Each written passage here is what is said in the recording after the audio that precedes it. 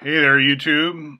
This is one of my Pensive Cowboy episodes. If you've just joined the channel, don't like and subscribe right away. Go and watch a few more. Decide, right? I don't subscribe to everything just because I watched it the first time. So if you've watched a few of these, um, I recommend going back and watching some really older ones because these are not always that chronological. This is Thursday, November, what again? 9th, 2019. But I'm not trying, this is not one of those news shows where what's happening right now, I'll talk about it for context mostly, just to put myself on the timeline. But I'm not necessarily talking about current events that are just breaking news, so to speak.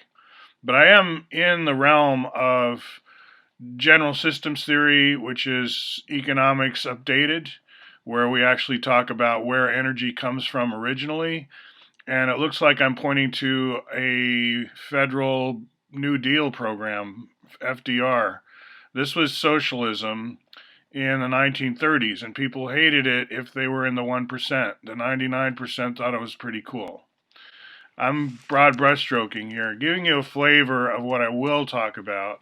So you may think that I'm a socialist or something. Well, that's a long story. I'm suspicious of European terms of art, like the ideologies we inherit from, say, Hegel and Marx and so forth, are the best terms to go forward with, and that's where general systems theory comes in, partly, which is not something I invented, but as competition for economics, I kind of found it abandoned. People weren't willing to go ahead with multidisciplinary studies such as cybernetics or general systems theory. Part of the reasoning is when you're a generalist like that, it's hard to um, just know what you're supposed to know. I mean, it's left too much to the thinker what it is they're supposed to be doing, possibly. So I think administrators also don't like it. I'm trying to close this New Yorker banner. Falun Gong and Chinese Communist Party are fighting a war here in the U.S., a psychological war, and this time when the ads for Shenyun start popping up all over Portland and all over the internet, that season has arrived. Maybe. So I do talk about like Epoch Times in my Facebook feed right now. I'm talking about Epoch Times and where does it come down? What's its history? That's a media outlet we have access to. I'm trying to get us to Facebook here. So a little bit more about me. I I went to Princeton University in the 70s. I studied with some big name philosophers, but not only philosophers. I usually highlight my philosophy track, but my engineering track was good. I did pretty strong computer stuff, but not to the point of writing my own compiler or whatever. I was not a computer science major. I was, we could say, a philosophy major. At Princeton, they didn't use the word major, maybe because that sounds too West Point or something. Like a major sounds like some kind of rank or something. But we had a focus or area of concentration, whatever, some euphemism for major. And Richard Rorty was one of my profs, and Walter Kaufman. And I had quality time with both, including one on one. Actually, Rorty was one of my two thesis advisors, took the lead. The other guy was kind of apprentice. I did okay with that. He wasn't going to give me, an A out of the block for being some kind of super genius because I took risks with my thesis, which was on the later philosophy of Ludwig Wittgenstein, which I still love to talk about. And you'll still, my investigations go there. Now I'm finding out that my information is pretty limited what people can see. Like I'm looking at my what's just happened here. I've switched to my public profile in the Russian Facebook, I call it, and I'm trying to figure out if I'm logged out, if I'm not actually, if I'm a stranger and I'm coming to the Russian OK.ru, And if anyone steals my cell phone at this point, they're going to see, whoa, he's getting calls from Russia. Well, yeah, because two-factor authentication, you bet. Lots of 4 and 5 digit enter this, enter that, because I keep forgetting my password for some reason. I don't write it down, and then the next day, you're not as attached to having everything ship shape when it's a brand new account, maybe. Anyway, just this morning, I did manage to add the YouTube I talk about dimension in. That's a bad sentence, but under American Transcendentalism, the 4D philosophy of Buckminster Fuller. I wanted you to see that. This is there, and I believe without even logging in, I can just get it to start playing. Now, actually, it sits on YouTube, right? Again through the slideshow. Every time I do, I recommend this if it turns out after watching a video or two, you care about Buckminster Fuller and want to know more. That's a futurist, right? Who I was reading when I was like middle school, like in 8th grade, living in Italy with my dad, working for a private company that in turn worked for Libya. Actually, I believe the United Nations was involved when he first got there. We lived in the EUR, which I could also call Mussolini Village. It was a very new part of Rome, south. It was a model community south of Rome. And my dad, being an urban planner and growing up through University of Chicago, reading all the literature and being always wanting to travel and see the world since a kid, collecting stamps and all, he was more than happy, I think, to live in a or what do you want to call it, a model community, whether it was quote unquote fascist or whatever. By then the World War was over, World War II, and EUR was in ship shape. It was in top condition. It was kind of a showcase. It was prosperous. We enjoyed living there, I could say. I was going to the equivalent of 3rd grade back then. So when I actually cut this video together, what I generally do as a technique is I just talk through it, and then sometimes I'll paste over some different visuals. I try to keep the overhead pretty low so that as a one-man show without a big production team and a lot of slick graphics, I can crank these out in fairly good frequency. And why would I do that? If it's out of order, what does it matter? Well, frequency and topic are orthogonal, you could say, or they're different topics, right? Like the frequency I pump out at, I like to keep fairly high so that I can stay in shape and also reward those who do subscribe and get the updates sooner. So Lattice Gallery, again, that just happened in Portland last night, or 2 nights ago, on Thursday, right? This week is first Thursday in Portland, and that's when the galleries are all open. And this is another link to the Buckminster Fuller thinking. Just to put all that in a nutshell. By the way, I was Kenneth Snelson's first webmaster. If you know who that is, here's a Real Tensegrity by Kenneth Snelson I'm showing on the screen. This one's called Barrel Tower. It has a name. And it's a little worse for the wear. You can see how he would cap all these aluminum rods. I believe there's aluminum, but I'm missing a cap on the end of one of them, which can show you, yeah, right here, I'm missing a cap on this. I'm not selling this. This is a friend giving me a gift. So it sits here on my desk, and I think about Kenneth. He's a very cool guy. And then he was kind of a rival of Bucky Fuller's. And I do talk about that in other videos more. So there's a lot of art history here. I also talk a lot about, I don't see that book, but let me show you a couple books. I do some show and tell with books here. Show you the kind of thing I'm into. How do we pronounce this? Kislev. These were original Russian geometry books. I used to be a calculus teacher. Speaking of Russia and OKRU, when I taught in a girls' Catholic school, young women's Catholic school in Jersey City, not far from Journal Square on Kennedy Boulevard, across from Father Divine's Fairmont Hotel, was it? Now, Father Divine was no longer living by then, but he had a legacy, and I found his story fascinating and still not told enough. When we talk about the history of racism in this country, remember Father Divine.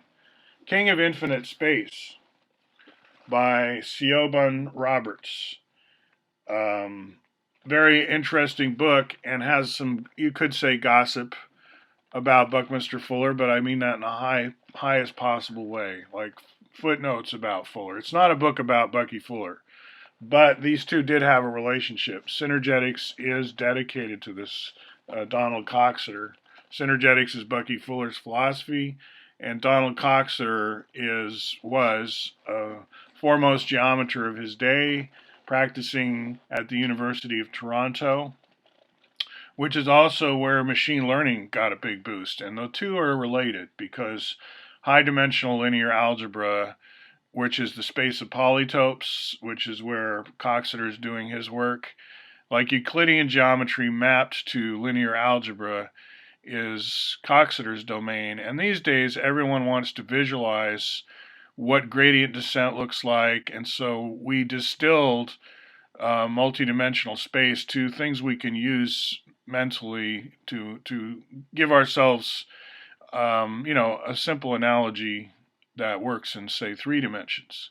Now, dimension and synergetics, what I'm sharing here with the Russians, you could say I'm actually sharing at a website that I created for free using a Russian platform. Um, this video I just showed you goes much more deeply into all that, and Fuller's use of the word dimension, which is not meant to take over or replace, in my view. It's meant to sit side by side in a space that formally, logically, philosophically, we already agree has plenty of room. There's room in the cloud for more than one math. That's what I would say. And it's not lobbing shells at the other guys that Fuller's into, but he is polemical, and he does want to distance himself and separate himself so that we can understand what he's saying, so we don't confuse. A namespace must be carved out nonetheless, even if you're not at war with your neighbors. Like when Christianity wanted to distinguish itself from Judaism, something I'm not a super expert on, still, it needed to do that, and in order to do that, certain polemics were employed. The language of separation and difference. So synergetics does, you can just open it and see that it's not a math book, right? It's all prose, and it was close to being free form or free verse almost. Like Fuller wrote poetry, whole books of poetry, and then it's the math people who think they must teach him, but actually, I would say American literature, American history, American transcendentalism. That's what I wrote here. So if you're a professor in Russia or in Kiev in Ukraine or wherever you're at, and you want to catch people up on where is American literature today, don't space out on American transcendentalism. It didn't die with Emerson and Thoreau. In fact, Fuller's great aunt, Margaret Fuller, was the first publisher of the Dial, which did include those writings, and she was a transcendentalist herself. So she passed the torch to her grandnephew, you could say. Not that they ever met, but when he was at Harvard, he did spend time reading her stuff before he got kicked out, because the guy was a showman, a circus guy. You could say at heart he was disillusioned by Harvard. The professors were not as great as the admirals. He really liked getting his education from the Navy, actually. That was his real education, he felt. And then in Chicago, we're talking like in the late 20s, when he was a civilian, he nearly killed himself because when he married, he was like, had high rank, not high rank, but he was like a naval officer with respect. And by the time his first daughters died of meningitis, it's like he's a wash up. He worked hard with his stepdad, I think, on a building system involving kind of like cinder blocks with something different for a new kind of rebar, you could say. Like there was a building system that he worked on, but it wasn't making anyone money, even though there a lot of structures were made. He had to do his own work to rescue his own self-esteem, and then take the additional leap of confidence to go back to trains of thought that he'd been nursing long before and given up on, because what society does is disabuse you of your early fantasies and degenius you, is how he put it. So a lot of what I'm trying to do in this channel, just to wrap it up, is tell American history and really world history with plenty of autobiography so that you know, here's Gorbachev. I was just listening to him on the BBC. And let's see what else has been going on with my Facebook here. Just to give you the flavor, I pass on a lot of artwork. Again, there's a lot of art going on. Here's the Shenyun. Did I say that right? Probably not. Shenyun. And I'm discussing it because, again, earlier I was asking about the Epoch Times. I say is stacked up in downtown Portland and is available for free. Quiz: any connection between Epoch Times and Shenyun? In this episode, an Australian accent. I'm using metonymy there to use the accent to refer to an entire person. Alerts me, metonymy, right? Alerts me to how Noan and Groen, that's how she says them, are pronounced differently. The focus is Spygate, which many Americans, including voters, have not been following. That's a little bit sarcastic. Of course, a lot of them are at the edge of their seats on that. Esoteric, cultish stuff. But the way she tells the story is pretty dense, and it's the one where Barr is going after who started Russiagate, while others have switched from this point to from Russiagate to Ukrainegate. So in a way, the U.S. is always whining about interference in the elections, but it's not just the elections. The whole national dialogue, the entire political process at the federal level has sort of been switched over into fighting Ukraine versus Russia right now. It's like somehow we're living in that part of the world in our political discourse, which is strange. It's like a switchboard that's been taken over. And I'm not saying illegally. I'm saying psychologically, in some strange way, the UK or the US has become a place to fight all these ghostly battles, including the one between the Falun Gong and the Chinese Communist Party. That war is being fought out through American switchboards, because our switchboards are relatively open here. I agree that that's the case. No one managed to shut them down. They started out that way, and the process, like adding a wall, is a kind of a shutting down. It's like enforcing something to be literally true that hasn't been.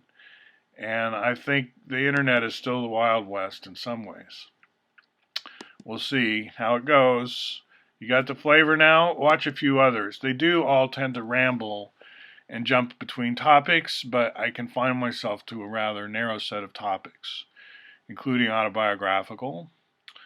So I have a pretty interesting biography. We go to the Philippines. I think you might have seen Philippine YouTube just go by a second ago, because I catch up on the Philippines every so often. That's where I went to high school. And my parents, after Dad worked in Libya, he also worked in other, we could call them Islamic countries, but culturally they speak Arabic maybe, but maybe not. Like Bangladesh, he worked there, not for a real long time though. I went and visited him in Dhaka, but in Cairo, in Egypt, he lived there a long time with Mom. And I would go there and spend months with them. Twice I did that. But at that time, I was working near that Father Divine Hotel as the Catholic teacher. Actually, the second time, I guess I was doing that. Or maybe I went to Egypt before I started my job as a Catholic school teacher, and then I went again after I'd quit the job. And I quit because it was my first job out of Princeton, and I thought I had my whole life ahead of me. I should sample and jump around. I'd had that kind of psychology where you don't want to commit to anything for a life career when you're still in your 20s. That was just kind of my idea. So I made myself quit. It was a very good job, and not in terms of high paid, but it was a good workout. I taught calculus and other math topics, but also world history. And that, built up my skills in terms of being in front of a group and being able to talk and also listen, explain, and even to this day, like I'm wearing my name tag because I was going to get to this. I work as a teacher, coding with kids sometimes in the gig economy, and I pop up as a teleteacher in like Las Vegas or whatever, and around the country. Illinois, did a summer school, teaching coding, codesters, coding with kids, Python, stuff like that. I'm a Python teacher for adults as well. I teach at night, and I teach 40-hour courses from beginning to end. It adds up to 40 hours, right? Not in one sustained 40-hour segment, but break it up into 10 4-hour segments. So I'm used to doing Python in 40 hours, and we get pretty deep into it, and that's an adult course, and it assumes some kind of IT background, but it's not strong about it. You can be, I mean, it's not strict. You can be just learning how to code and get a lot out of my class.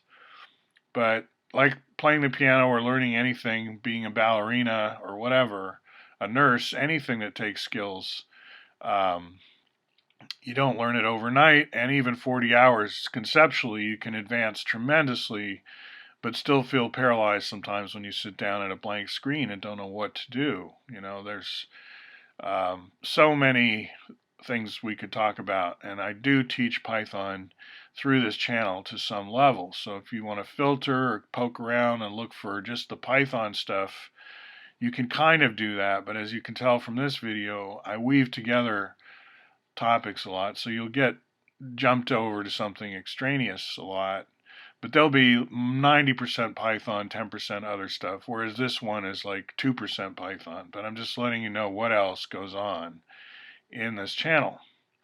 Synergetics and Python come together. In other words, the math that Bucky does in his philosophy around tetrahedrons, unit volume tetrahedrons, and so on. These are all polyhedrons back here, by the way. And this is a Dymaxion map, a Fuller map with no boundaries, no national sovereignties, which you could add as an overlay, but he didn't want it to be on the copyrighted copies because, you know, it's not his problem. There are other overlays. You could buy this just as a blank piece of paper and put your own data. And here we have a magnetic rhombic dodecahedron.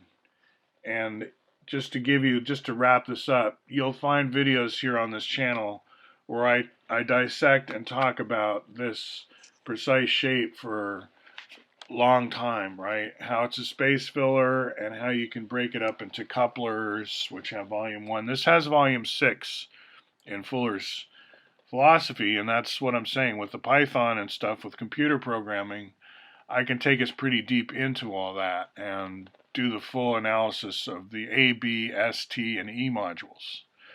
Lots about those. All right? So we'll talk to you soon.